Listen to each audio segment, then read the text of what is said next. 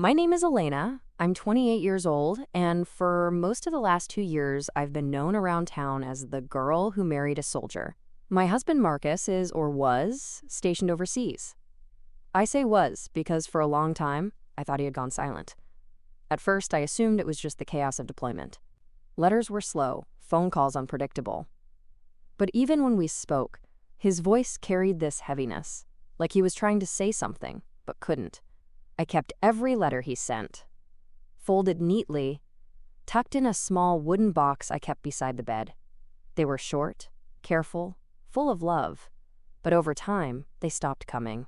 First, a delay, then weeks, then months, and then nothing. I would call the base. They always gave vague answers. Sorry, ma'am, he's unavailable. Ma'am, it's probably just a communications delay. But 6 months without a single word from the man I kissed goodbye at the airport? That's not a delay. That's abandonment. Or worse. I started asking questions. But my parents, well, they told me to let it go. Maybe he's trying to protect you, my mom would say. My dad would chime in, men at war, they go through things, don't dig, Elena. But here's the thing. Marcus and I weren't perfect, but he never just stopped talking to me. He once wrote me a 10-page letter because he couldn't sleep and missed my cooking. Now, not even a line? Every time I brought it up, my parents changed the subject. Focus on work. Let him come back in his own time. It didn't feel right, like they were too calm, too rehearsed. One day, I walked into my parents' study to find my mother quickly closing her laptop. I didn't think much of it until I saw what was on the screen, a blurred military form. The page refreshed too fast for me to read it. When I asked, she said it was just an old photo album. That night, I couldn't sleep. Something was off. So I did the one thing I never thought I'd have to do. I logged into Marcus's old email. He once gave me the password before he left. Said, if anything ever happens, you'll know where to look. There were no new messages. But the sent folder? Risity. It had dozens. Emails, all written to me. Every 2 weeks. Each one marked as delivered. None of them reached me. That's when the pit in my stomach turned into something darker. Someone had blocked them. Someone had lied to me. And it wasn't Marcus. I sat back in my chair, heart racing, screen glowing. The last message was dated just a week ago. Subject line, still trying to reach you. My parents told me he stopped writing, but Marcus never did. They lied, and now I was going to find out why. The next morning, I didn't say anything to my parents. I couldn't. Not yet. I needed more than suspicion. I needed proof. I made coffee like always, sat at the breakfast table, eyes scanning the paper I wasn't reading. My mom talked about the weather. My dad complained about traffic. Everything felt normal. Too normal. Like nothing had ever gone wrong. But inside, my chest was a storm. Every laugh they gave me felt fake. Every smile, a mask. After they left to run errands, I went to the study, the one room in the house that was always locked unless they were inside. Except that morning, my mom had forgotten her purse and left the drawer open. I took a deep breath, slid open the bottom drawer. Inside, folders, neatly labeled, bills, receipts, tax returns, and one manila envelope. No label, just taped shut. I peeled it open. Inside were printed emails, the ones Marcus had sent. Dozens of them. Every word printed out, annotated with pen. Dates circled. Certain sentences underlined. Who does that? I kept reading. My knees grew weak. One email read, Elena, I haven't heard from you in weeks. Are you okay? I'm worried. Please write me back. Another, I think something's wrong. Your silence doesn't feel like you. And then, one dated 3 months ago. I don't know if your parents are hiding the letters, but I don't trust them anymore. I tried calling, but your mom always answers and says you're out. Every time. I nearly dropped the envelope. My mother had taken his calls, intercepted his emails, and told me he stopped writing. My breath shook. I reached for my phone and took photos of every page. Then I placed everything back exactly where I found it.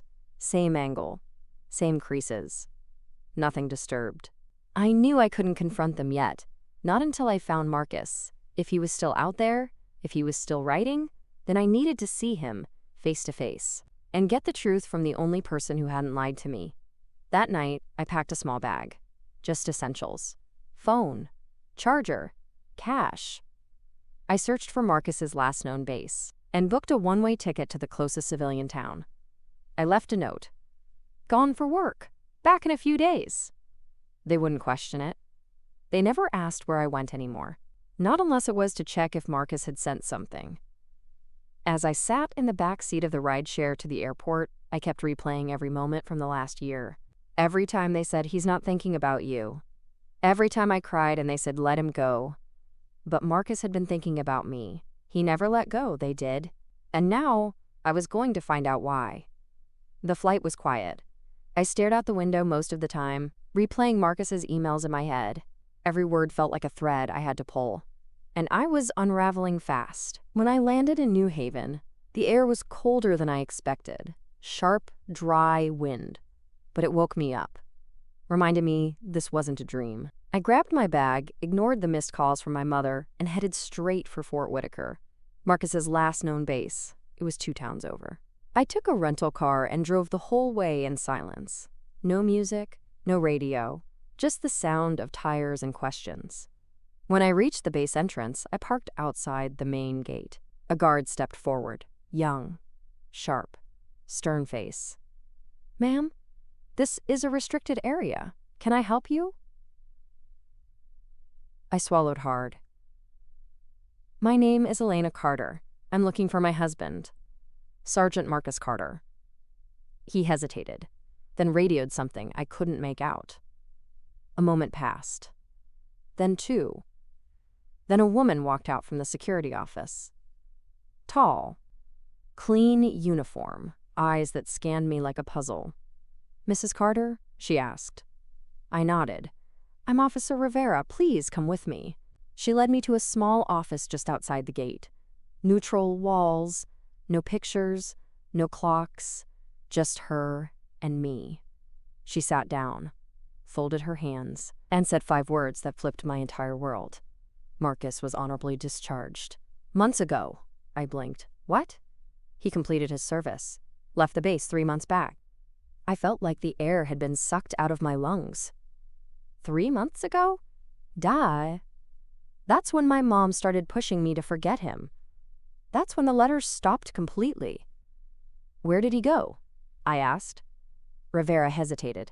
"We're not authorized to give that information." But he filed paperwork with a forwarding address. For family. I reached into my bag and pulled out our marriage certificate. She looked it over. Her eyes softened. "Wait here," she said. 10 minutes passed. Then 20. I thought I was going to vomit. Finally, Rivera returned with a sealed envelope. It had my name written in neat block letters. Elena. I opened it with shaking hands. Inside was a single sheet of paper, a note in Marcus's handwriting. Elena. "If you get this, it means you're still looking." I never stopped writing. Never stopped waiting. But I had to stop hoping someone would let you see me again. I've relocated. I've started over. If you want the truth, come find me. No address, just a single line. The name of a town. Stony Hill, Vermont. I looked up at Officer Rivera. She met my eyes. "You deserve answers. But be careful. Some truths aren't just hidden, they're protected." I folded the note. My hands were cold. My heart was colder. Marcus had moved on, but he left breadcrumbs, and I was going to follow every single one. The road to Stony Hill was long, winding, and surrounded by trees that looked like they were holding secrets. It wasn't on most maps. Barely a dot, 1 gas station, 1 diner, no cell service. When I pulled into town, it felt like time had paused. Everything was quiet. Old buildings with peeling paint. Locals who stared just a little too long. I parked outside the diner. Ruby's place was painted in faded red letters. Inside, a few people sipped coffee in silence. A woman behind the counter glanced up. Kind eyes.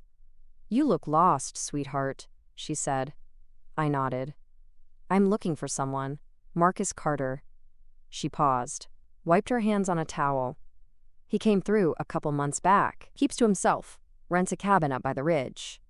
A pulse of relief shot through me. He was here. "Can you show me where?" She hesitated. "You sure he wants to be found?" I didn't answer, because I wasn't sure. But I had to try. She scribbled down directions. "Road gets rough near the top. You'll have to walk the last bit." I thanked her and left. The road twisted through woods so dense it felt like the trees were leaning in. Judging. Listening. Finally, I reached the end of the drivable path. Cabin wasn't in sight, but I saw a narrow dirt trail cutting through the trees. I followed it. Heart pounding. Every twig underfoot sounded like a firecracker. Then, just past a crooked oak tree, I saw it. A small wooden cabin tucked between the trees. Smoke rising from the chimney. He was home. I walked up to the door. Every step felt heavier. My hand hovered over the doorknob, then shifted to knock. Once. Twice. No answer. I knocked again, louder this time. Then, the door opened. And there he was, Marcus. A little thinner, a beard I'd never seen before. Eyes that went wide the second they saw me. "Elena?" he said, voice barely above a whisper. I couldn't speak, I just stared. He stepped out slowly, like he wasn't sure I was real. "I didn't think you'd find me," he said. "I never stopped looking," I whispered. He reached out but didn't touch me. There was something in his eyes, not just shock. Something deeper. Fear. "What happened?" I asked. He glanced over his shoulder, lowered his voice. "You shouldn't be here. It's not just about us anymore." I stepped back, stunned. "What are you talking about?" Then he looked around, closed the door behind him, and said something that made my stomach drop. "They didn't just hide my letters. They made sure I disappeared." For a long moment, we just stood there.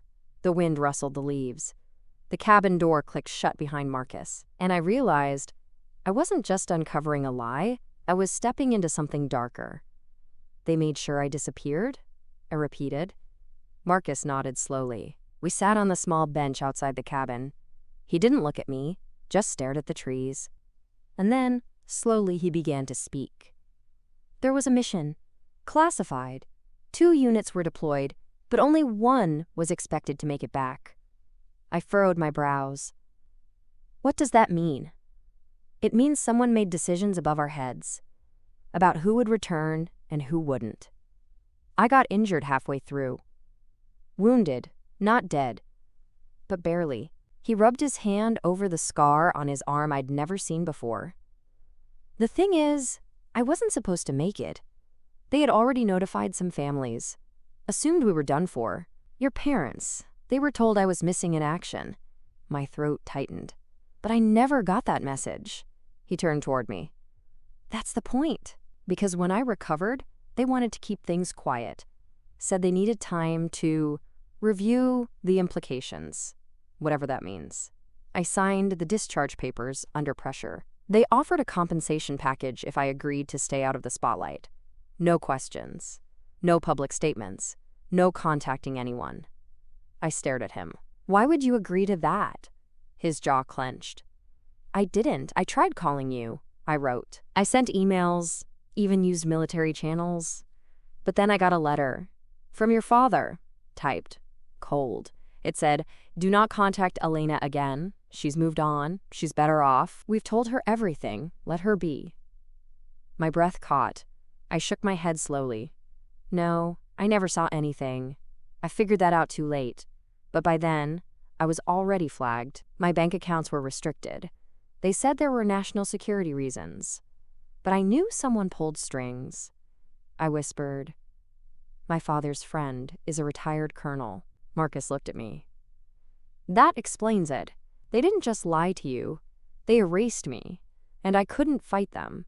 I didn't have the power. I was a ghost they'd written off. I felt like the world was tilting. None of it made sense. And yet it did. My father had always said the military was a clean way to make a man. But maybe he didn't want Marcus to come back. Why would they do this? I asked. His eyes darkened. You know why. You were starting to talk about leaving their house, starting to talk about moving overseas with me after deployment. They couldn't control that, so they decided to control me. The silence between us grew heavy, and then he added something I hadn't considered. Elena, I think they didn't just hide me. I think they tried to make sure I never came back. I sat in stunned silence. The man I married, the man they said abandoned me, had nearly been erased. By my own parents. They tried to bury you, I whispered. Marcus nodded. But why go along with it? I asked. You could have gone public, reported it. He looked away. They made sure I had nothing left. My discharge was marked sensitive. Every agency I went to said my case was closed. I couldn't even get a job. Until one guy, an old medic I served with, helped me get this cabin. And then? I asked. He reached inside the cabin and brought out a box. Old, dented, locked with a simple latch. Inside were documents. Copies of his service papers, medical records, emails printed out. One of them caught my eye. An email from an address I recognized. I felt sick. It was my father's private email. Subject, no further contact. Message. Terminate all outbound correspondence to Elena. She is accepted as loss. Let her heal. Do not forward updates. The date on the email? Exactly 1 week before my mother told me to delete Marcus's number for closure. I pressed a hand to my mouth. They planned it together. Marcus spoke again, softer this time. I didn't believe it at first. I thought maybe your parents were protecting you from the truth. But then I saw your mother's signature on a medical file. Authorization to receive updates on my condition. She wasn't scared. She was involved. I flipped to the form. My mother's full name, her signature, a checked box. Opt to receive but do not notify dependent. They had chosen silence. And the worst part? He added, I think they didn't expect me to survive. So when I did, they had to keep the illusion going. Because if I showed up, if you found out, they'd lose you. Tears pricked the back of my eyes. All those nights I cried, thinking he'd left me. All those mornings my mother sat beside me, telling me, it's time to move on. She knew. The whole time. She knew. Then I saw another name on one of the printed military memos. An officer who had handled the special transfer. Colonel Edwin Marks. My father's best friend.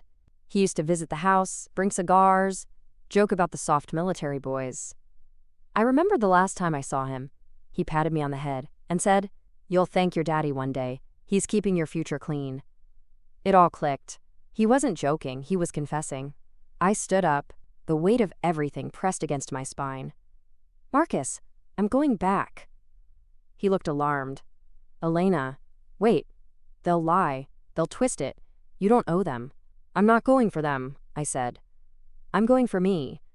Because I buried my grief next to a man who was still alive. And now I need to bury the lies. It took me less than a day to get back. I drove the whole way. No music. Just silence and engine noise. Like my rage was too loud for anything else, I didn't call ahead. Didn't send a warning. I wanted them to see me on their doorstep the way they never saw what they did.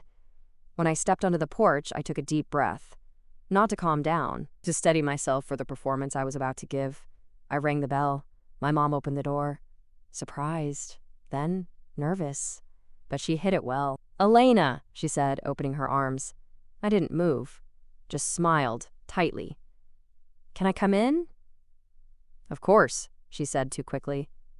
The moment I stepped in, the air changed. Like the walls themselves knew something was off. My dad sat on the couch, reading the paper like nothing had happened. Elena, he said, glancing over his glasses. Thought you were out of town. I was. I set my bag down slowly. Ran into someone you might remember. He didn't flinch, didn't blink, just sipped his coffee. My mother said, "Is everything all right?" Too fast, too eager. I walked into the living room and pulled out the copy of the email, the one with my father's name at the bottom. I dropped it on the coffee table. "Tell me why you did it." My father stared at the paper for a moment, then calmly folded it. "Elena, there are things you don't understand." "No," I cut in. "I understand perfectly. You decided Marcus didn't fit the life you wanted for me.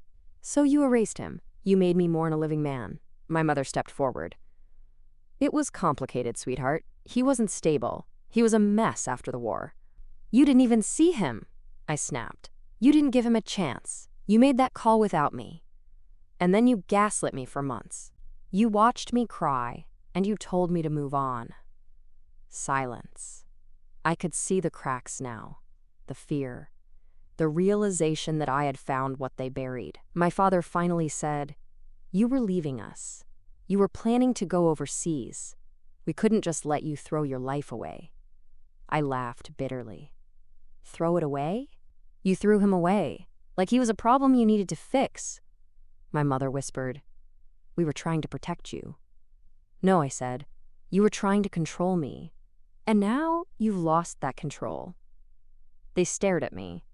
Two people who had orchestrated a lie so carefully, only to watch it fall apart in one visit.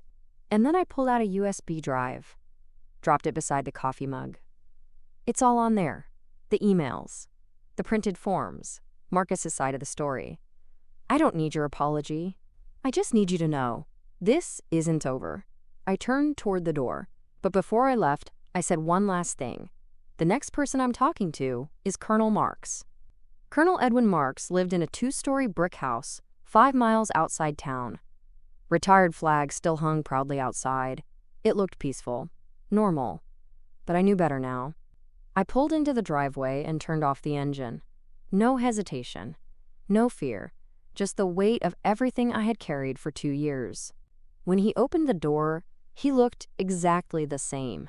Broad shoulders. That smug, practiced grin. The one I used to think meant warmth. Now it just looked like arrogance. "Elena," he said, like I was an old friend. "I heard you were back in town. Come in, come in." I didn't move. "I'm not here for tea, Colonel." He paused. Eyes flicked to my bag, where the manila folder was just barely peeking out. That smile didn't falter, but it grew thinner.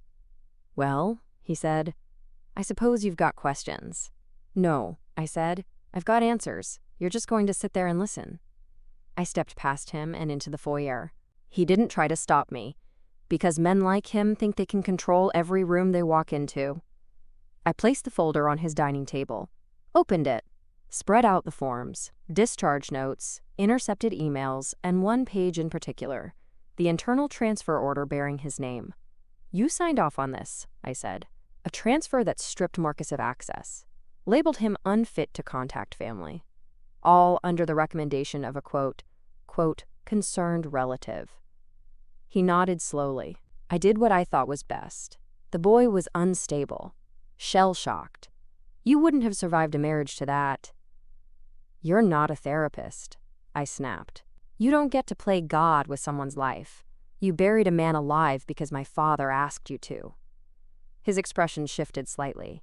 The old man charm cracked. "You have no idea what I was cleaning up," he said darkly. "Your husband refused orders, refused silence. He was going to go public with details about the mission, details that weren't meant to surface."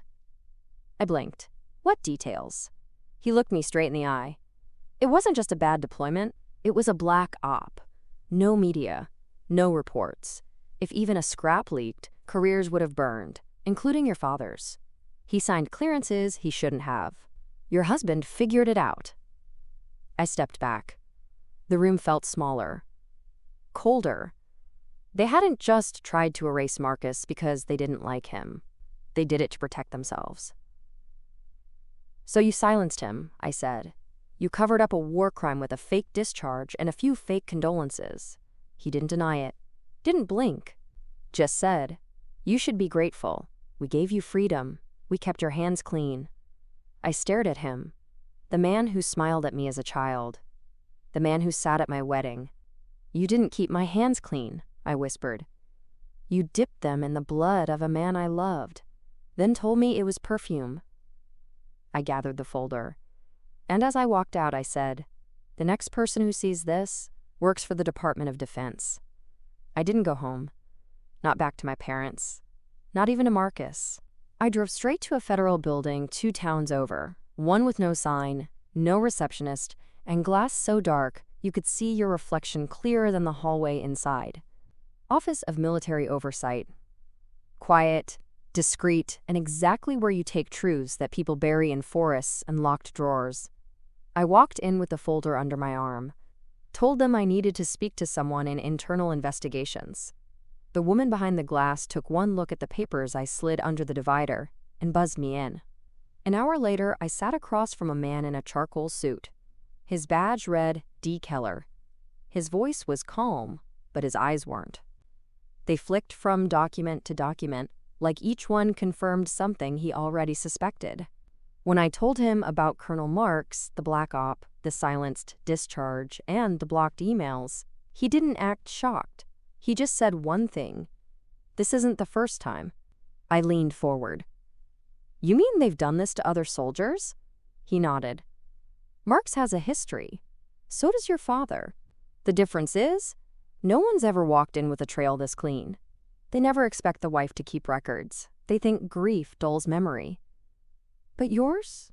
Yours cuts." I sat back, let his words settle. I didn't feel relief. Not yet. "I want Marcus's name cleared," I said. "I want his record restored. I want an apology. Formal. Signed. Public." Keller tapped his pen. "We'll need a full debrief. We'll have to build a case. But if what you're saying checks out, it won't just be an apology, it'll be resignations." I left the building 3 hours later with nothing in hand. Just a promise. And sometimes that's louder than a headline. That night, I drove back to the cabin. Marcus was on the porch, pacing. When he saw the car, he ran to me, gripped my shoulders. "Elena, where did you go?" I looked up at him, tired, worn, but solid. "I took your name to someone who could make it matter again." His jaw tensed. "You didn't have to." "Yes, I did." I pressed the copy of the complaint into his hands. "Because if they can silence you, they can silence anyone. And I'm not losing you twice." He looked at the paper, then at me. His voice cracked. "You still love me?" I didn't answer. I just kissed him. Not the kiss you give to start something. The kind you give when it never should have ended. Inside the cabin, we sat for hours. No more questions. No more what ifs. Just silence. But this time, it didn't hurt. It healed. And for the first time in years, I didn't feel haunted. I felt whole. But I also knew the storm hadn't hit yet. Because when my parents got that official letter, they'd realized the daughter they manipulated was the one now holding the match. It arrived 3 days later, a cream-colored envelope, government seal at the corner, and a notice they couldn't ignore. My parents called me within the hour. I didn't answer. They called again. Then came the texts. "Mom, Elena, please call. What is this about an investigation? Dad, you've made a huge mistake. You don't understand the damage you're causing." Mom, again. "We were only trying to protect you. You don't know how dangerous Marcus really is." I almost laughed. Even now, they couldn't admit it. They couldn't say we lied. They could only say, "You ruined everything." That night, I sat across from Marcus, watching the fireplace crackle. He held my hand without saying a word.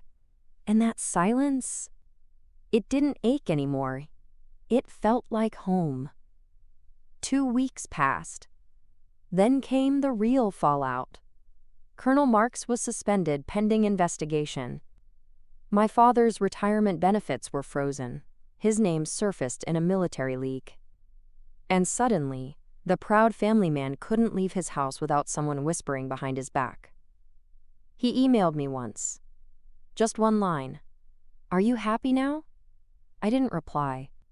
Because no, I wasn't happy. I was free. And they were not the same thing. Marcus's military record was amended. The words unstable and non-compliant were erased. His commendations restored. And one final note added, unjustly discharged, full honors reinstated. When the letter arrived at the cabin, he didn't even open it.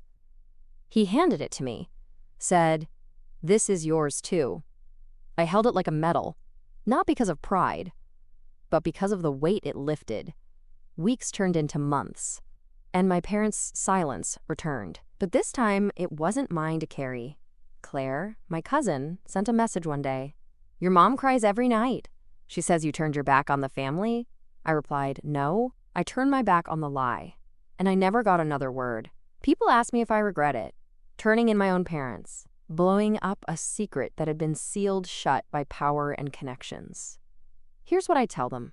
I regret every minute I spent thinking Marcus abandoned me. I regret letting them watch me suffer while they whispered, "She'll get over it." I regret waiting 2 years to believe my gut. But standing up? Setting fire to a lie that nearly stole my life? No, that I don't regret, because I learned something through all of this. Love can survive war, distance, and silence, but it can't survive deception. So if someone ever tries to erase your truth to protect their version of you, don't shout, don't plead, just collect your evidence. Stand up and burn the blueprint they made for you, because when you write your own ending, they don't get to erase the beginning. What do you think about Elena's decision? Was she too harsh? Or was this the only way to truly protect herself? Share your thoughts in the comments below, and don't forget to subscribe to the channel for more heartfelt stories about family.